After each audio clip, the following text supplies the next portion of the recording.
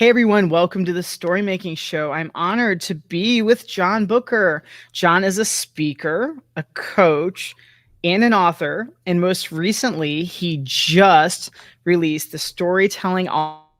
And this book is a weekly guide to telling a better story. Thanks so much for being with me, John.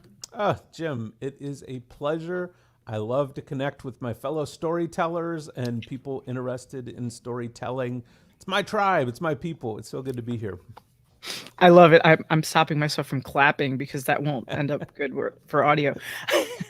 But now, as a story enthusiast, I have to go to the beginning here. What got you so excited, like early on? What were those stories that really lit the fire for you? Yeah. Well, when I was quite young, our family didn't have a lot of money, but there were a couple of options to us that we could do for relatively little money. And one was to go to the library. And fortunately, my parents believed in libraries, and we would often go on Saturdays and spend the entire day at the library, just reading books, researching, going through the card catalog, and just finding stories. Well, the other thing that we could afford to do, there was a small local video store near our home, and they had this special where you could rent movies for 99 cents. And if you rented 9 movies, you got the 10th for free. So for $10, we could rent 10 movies. And my parents would take us there on Friday after my father got off work. We would rent 10 movies and spend the rest of the weekend watching those films. And eventually we made our way through just about everything in the video store and just started over. But I really began to fall in love with story through those two locations, which I think is interesting. I don't know if you've ever noticed this, Jim, but there's something special about places. There's something connected to story and storytelling about place. And for me, the sacred place where I found story and where story began to speak to me was one, in the library, and two, in this little local video store. And those became sacred places for me where I encountered worlds much larger than myself. I encountered characters I wanted to be like. And I encountered stories that transported me somewhere beyond what I could experience in this small little East Texas town that I was growing up in. That is so fantastic. I love the video store reference because so many people will never get to experience that. So A sad. video stores had such a unique smell too. Yes. Yes. It was like the combination of VHS or DVD cases and carpet cleaner. I don't know, but Stale it was unique, and popcorn. steel popcorn. Sure, Yes. John. Oh, that's so beautiful. Now, what story specifically like jumped at you?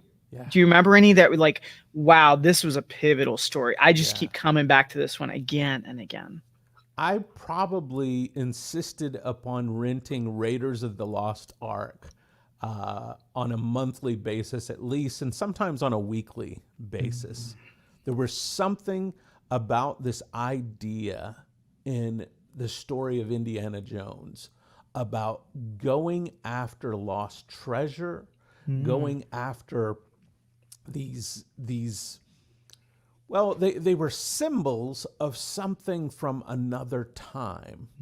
You know, when we look at Raiders of the Lost Ark through a modern lens, it's really problematic. You know, this idea of a white, archaeologist adventurer going and retrieving objects for a museum from indigenous groups. There's all sorts of problems with looking at Indiana Jones through a modern lens, Sure. and I recognize that. But I also recognize the nuance and complexity of experiences in our lives to be able to accomplish multiple things. And one thing that Raiders of the Lost Ark accomplished in my life is it turned me on to the wonder of the world, and it turned on my curiosity switch about different places around the world and the objects and rituals that different people were fascinated by, and the objects and rituals that different cultures valued, that they worshiped, that they held sacred. And those ideas have served me so well and have actually crafted a better story in my life. So I think there's a great lesson here that sometimes, you know, we experience things in life that they're problematic. There's no doubt about it. They're problematic on a number of levels, but so very little in life is just a binary that's either good or bad. So much of life is nuanced. So much of life has layers, and sometimes problematic things end up also creating something beautiful and wonderful inside of us. And I know it's taken me time, but I've tried to reach a place in my journey where I can hold both things at the same time.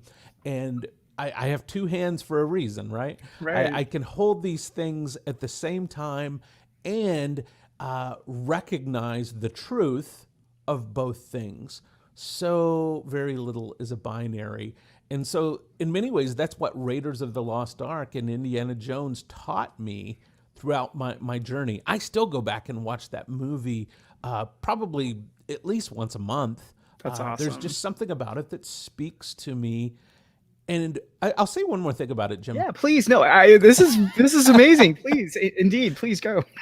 Well, I don't know if you've had this experience as a storyteller, but I would guess you have. Oftentimes, there are stories that we encounter and that impact us greatly. And we're tempted to look closely at just what it is that impacts us. But that close examination can rob that experience of the magic. And so there's something about the impact that Raiders of the Lost Ark and Indiana Jones has on me that I have intentionally avoided my gaze from. That I just choose to let the magic wash over me, and for it to impact my psyche on a subconscious level, because I know the fruit of that experience is good, and what I get from that is wonderful, and it's important. So there's something. I had a friend who used to speak a lot about how watches worked. Okay. And, you can examine and take apart every gear and look at every little, spring at how a watch works. But you'll still have no understanding of time and what it means to be late to work. You'll have no understanding of those things just by examining all the pieces. So this, to me, is something important. As storytellers, we have to recognize, again, we have two hands here. We have to, in one hand, hold the very specific aspects of storytelling: character, plot, charts, graphs. I use all these things to, craft a story. But also, in the other hand, there's this wonder, there's this magic, there's this part of storytelling that defies articulation, and we can hold that and stand in awe of that as well. Again, it's not a binary. It's not one or the other. We don't lose the magic by looking at the springs inside the watch or the clock and seeing how they work. We don't lose the magic in that, but it's also important that we're intentional about that. Some people have robbed themselves of the magic of storytelling by choosing to over-examine and become fixated on the springs and the gears inside the watch and refusing to consider the meaning of time. That's beautifully said, John. And I can't help but nod and agree in a million ways, because it is almost like the sum of all the parts are so much bigger than each individual part. Yeah. Or That's with right. music, if you have an amazing band, they're so much better together. Yeah. But if you listen to like each individual part, like break down a Beatles album or something Yeah. like that, yeah, it's still really good, but you're robbing yourself from the wonder Yeah. and the magic of like the whole song, the whole That's right. performance, because you're so fixated on this bass line or this guitar riff. That's right. And oh yeah, we can totally geek Yeah. out and Well, dig into it really far. And like, we both, sounds like we both do sometimes, but we have to keep that in check yes. and Yeah. realize that that's not, it almost can stop you from creating That's right. when you That's get right. into too much research mode, at least for myself. Well, I encounter this a lot with storytellers that I consult with, and um, others that I encounter in the storytelling world that have become so fixated on structure and the behind the scenes workings of story, which are so important, and I'm a huge fan of. I've written a lot of books about those things. But if that becomes where our entire gaze is fixed, we lose what it is that draws people to story. And Jim, I'll be the first to say, I get tempted to do that sometimes. I get tempted to make sure I've checked all the boxes, I've hit all the rules, I've done the things that I know make for an effective story, and forgotten about the experience that someone has when they encounter a story that I've crafted. Whether they're sitting at home and reading a book, Mm-hmm. whether they're in a movie theater in the dark amongst strangers, I have to keep in mind that experience that someone has when they engage the story that I'm crafting. I love that we've brought up music, because in some ways, I'll be the first to tell you, I don't craft stories in the field of music. I'm not a musician, Okay. but it's it's adjacent to the things that I do tell stories in, the way that I tell stories. Sure. And so I like talking about the way that music impacts us, and the experience and delivery of music. We talked about video stores a few minutes ago, and the experience of going in a video store, and the smell of the plastic boxes and the Right. stale Right. popcorn. I have really gotten back into buying vinyl for the Nice. music that I love. And part of the experience for me is taking off that cellophane wrapper Yep. from the cardboard sleeve that the music is in. The smell of that cellophane as it comes Mhm. off the cardboard. The smell that occurs when I pull the sleeve of the album out of the larger cardboard piece, and even the feel of that vinyl against my skin, Texture. against my fingers, Yeah. as I place it on the turntable. Yep. And as I hear the cracks and the pops, and it's a visceral experience. I not Mm. only hear the music, I experience the music. And I think that's why vinyl is having a big comeback on the music scene.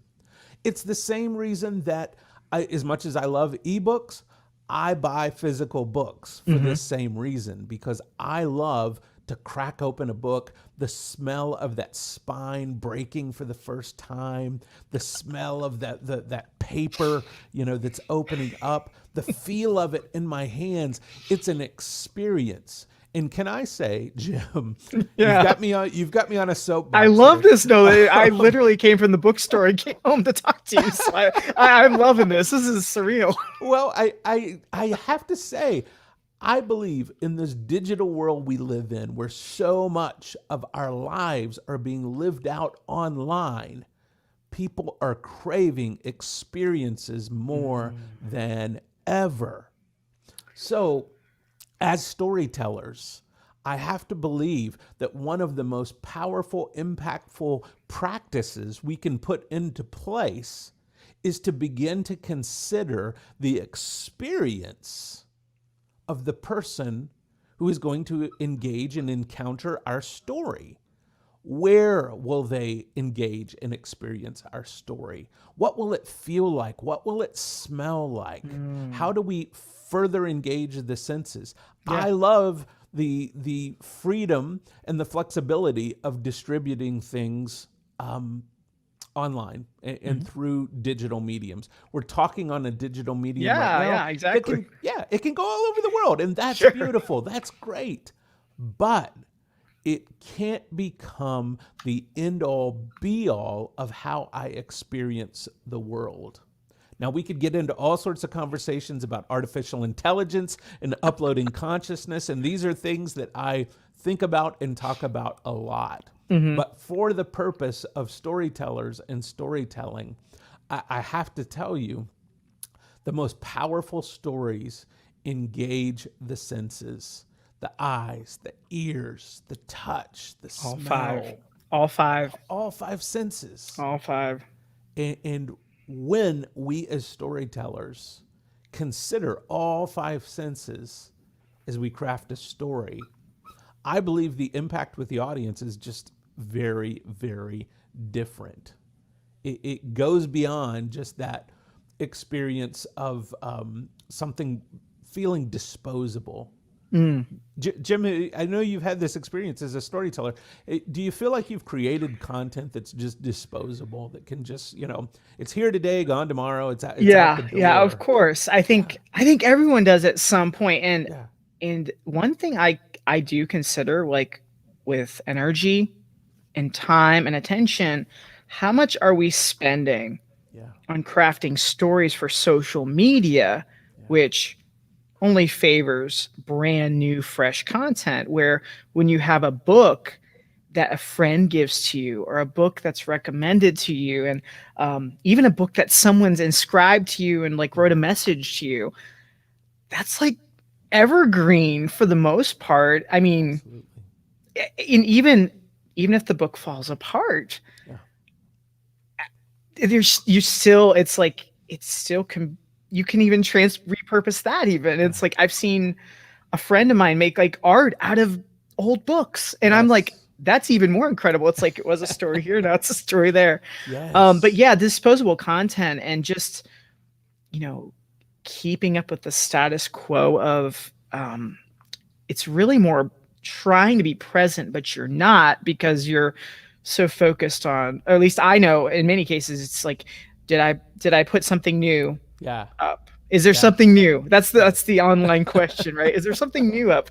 But yeah, it's amazing to think bigger experiences, focusing on the five senses. You mentioned setting earlier, and the role setting plays in stories. And these are all amazing things just for all of us to ponder as storytellers. Yeah. What are a few other things, even things from your new book, like that jump at you where you're like, wow, I wish I would have spent more time on this, or wow, you know what, I really go to this a lot.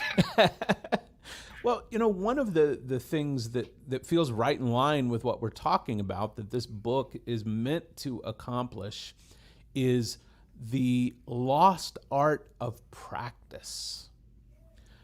Jim, I, growing up, used to love to go to baseball games. And occasionally our parents would take us in Texas. We would make this 3-hour drive to Arlington, Texas to go see the Texas Rangers play baseball. We would make a day of it, and we would get there as soon as they opened the gates to the ballpark. And we would sit and we would watch the teams take batting practice and pitching practice.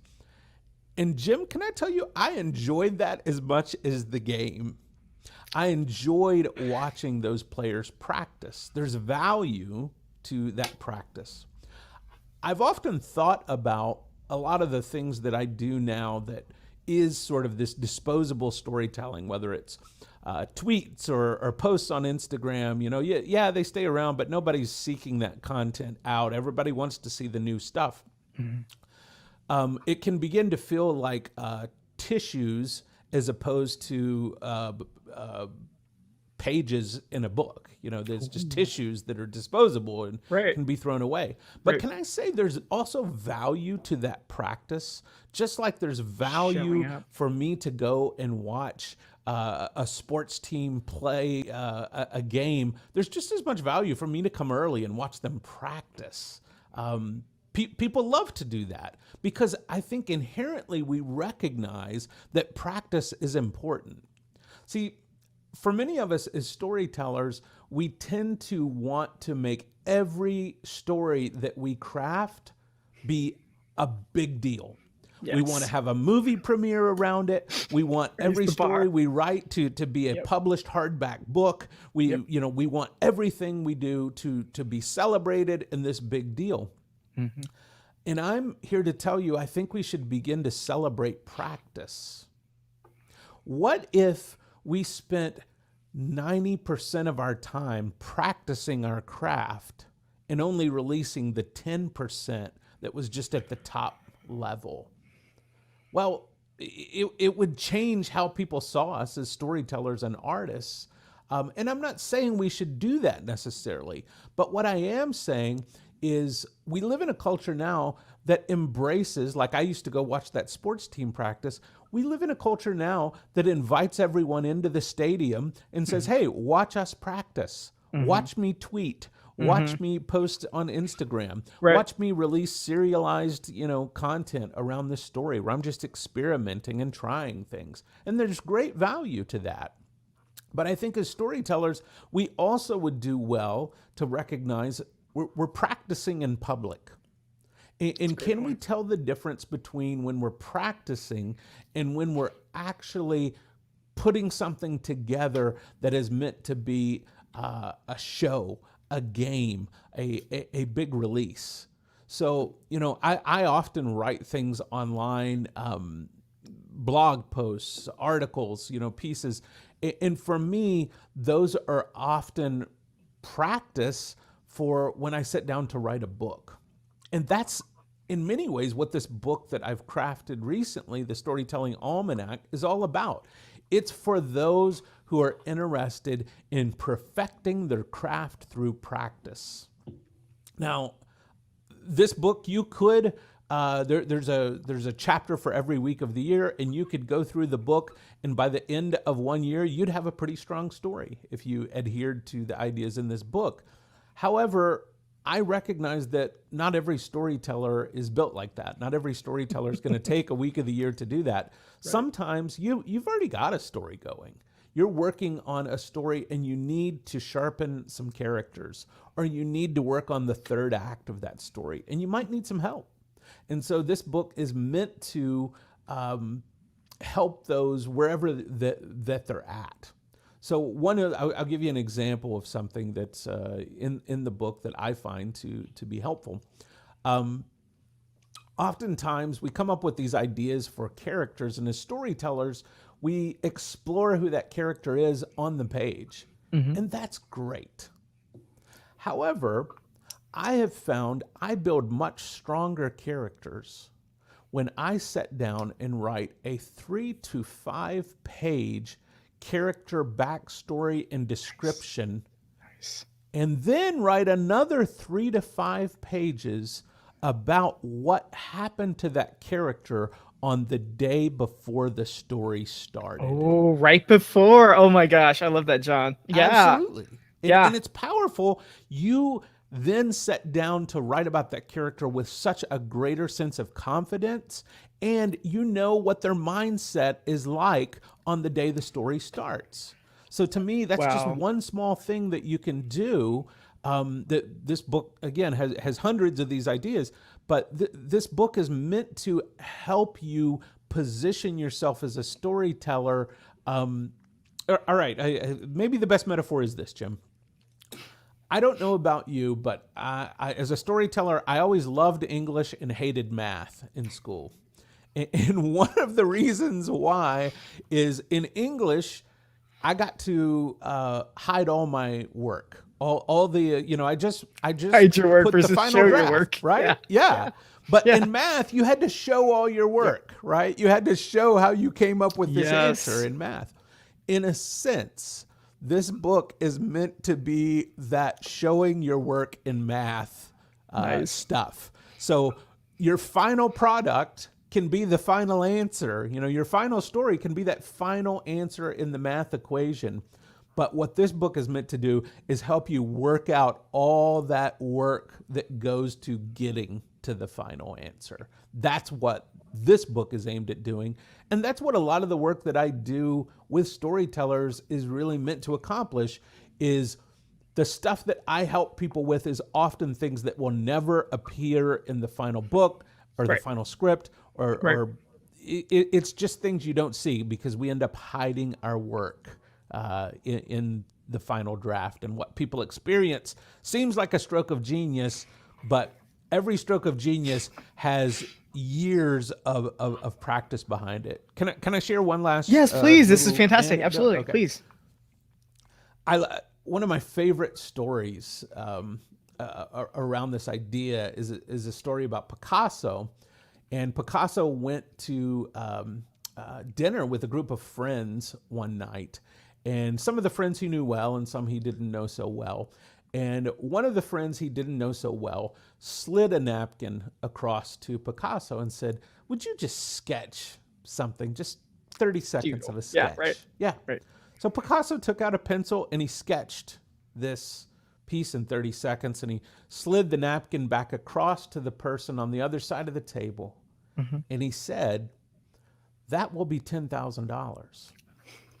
And the person was appalled. They said, "Are you kidding me? Yeah. That only took you 30 seconds to do." Right. And Picasso said, "Yeah, but it took me 25 years to learn to do that in 30 seconds." Right. And that is not only what we have to remember about our own craft and our own practice, but also as storytellers, we tend to compare ourselves to others. Yes. And we have to remember not to compare ourselves to others, because often we're comparing the best of someone's work without seeing the 25 years that went into developing that final product. It's so easy to get wrapped up in comparing our worst with someone else's best. Oh man, that just speaks to my heart, because that perspective right there that you're mentioning, like keeping things in perspective, I feel like that's a daily, Yes. every day. It's like, okay, you want to make a story? Okay. You gotta, it's like physical exercise. You have to keep working out. You have to keep eating. It's constant, everyday kind of thing. And it's easy to compare, especially when we're looking at the great stories, the Raiders of the Lost Ark. And we might want to compare, our screenplay to Raiders. And then we'll go, and so true. do you ever find that you can learn as much from not great stories, like stories where you can see the holes, or you can see the problems? Do you ever find that you can be like, ooh, hey, I can finish connecting the dots here. They started the picture, and Absolutely. Even with great stories, sometimes I go through this mental exercise, asking myself, what would I have done different in that story? Not that there's a right way or a wrong way, but just asking myself, what would I have done different as a storyteller?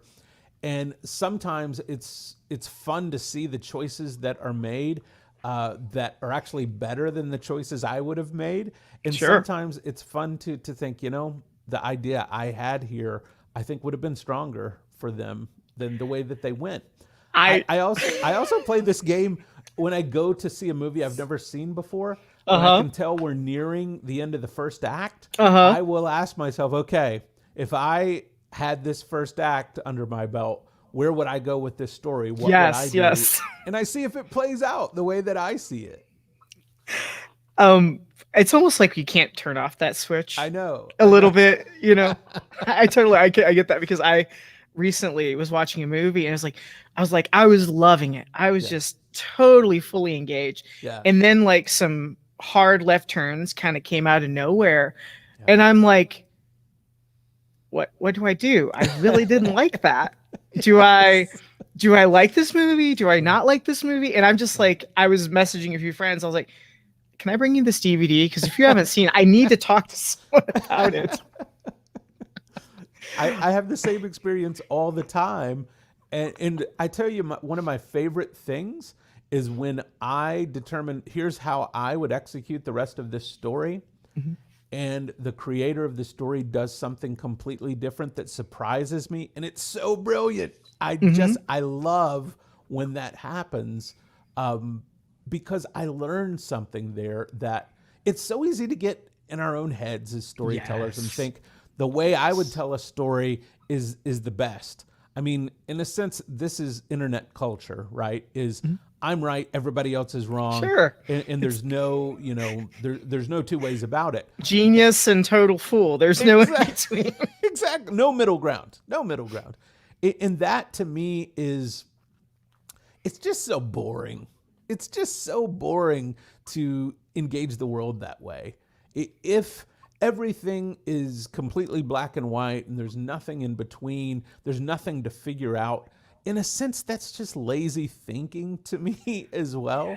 Um, Very stubborn. Everyone who has lived any span of time on this earth knows not everything in life is that simple. Mm-hmm. And, sure, some things are that simple. And I'm thankful there's anything that simple in life. But I would say those things that are that simple are in the vast minority of ideas on this planet. Yeah. Yeah.